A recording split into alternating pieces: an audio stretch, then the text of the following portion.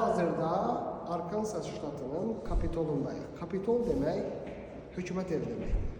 Burada seçki ilə seçilən xalqın namizədləri hökuməti idarə edir və onların problemlərini federal hökumət, yəni Amerika miqyasındakı olan hökumətə çatdırır. Burada gördüyünüz kimi governor, yəni idarə edən insan əyləşir.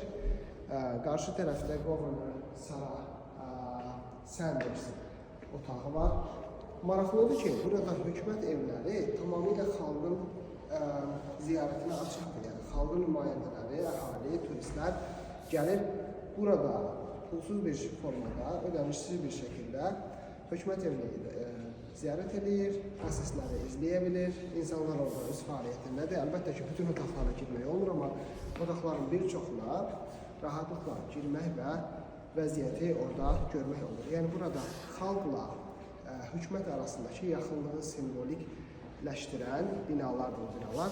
Bu bina 1915-ci ildə tikilib və Arkansasa məxsus olan mərmər və kireç daşı, yəni Azərbaycanda biz ona kubik deyirik, həmin daşlardan tikilib.